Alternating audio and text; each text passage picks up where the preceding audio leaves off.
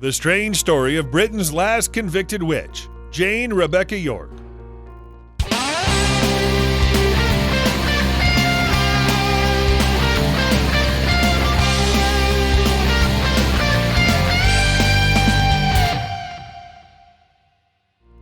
What about Helen Duncan? Although the web might make you believe that Helen Duncan is the last witch to be tried under the British Witchcraft Act of 1735, you might be surprised to find out there's another, less famous woman who practiced witchcraft and was convicted under the same act. Helen Duncan was imprisoned for 9 months after her trial in September 1944, and she got out in 1945, saying that she would stop practicing magic. Duncan was free until 1956, when police caught her practicing her craft yet again, and shortly after the incident, she died. The last witch in town, Jane Rebecca Yorke.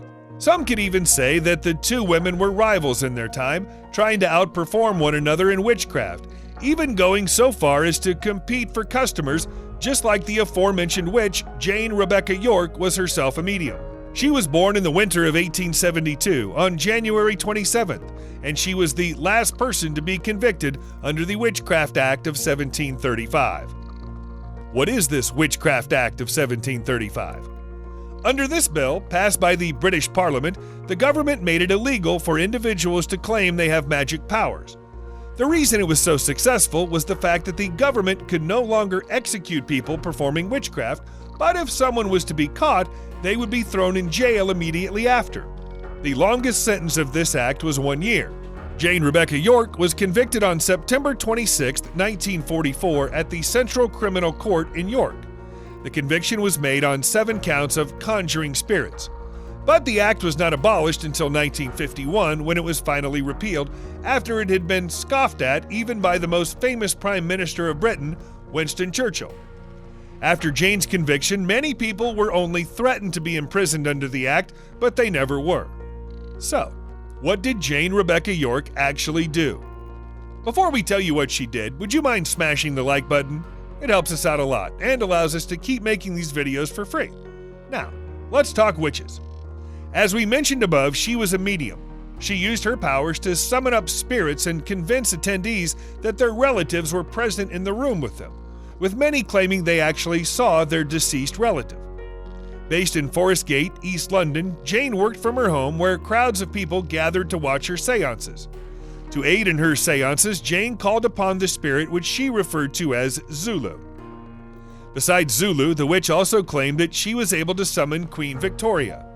When she told a hysterical woman who claimed to have seen her brother's spirit, who's been long passed away, that her husband might also be killed just like her brother, she was seen by eyewitnesses. Before she was actually brought to justice, the woman successfully exploited the fears persistent in the people during the wartime period. The last seance.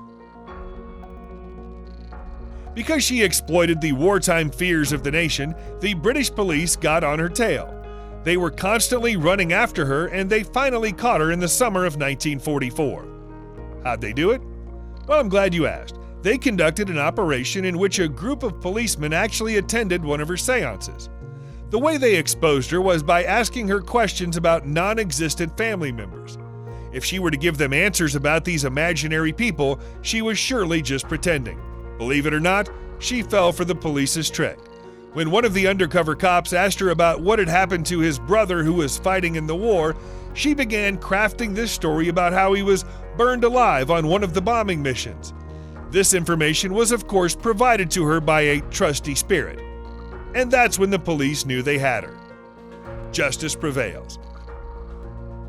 On September 26, 1944, Jane was brought in front of the Central Criminal Court of London, where she was found guilty of not 1 but 7 counts according to the 1735 Witchcraft Act.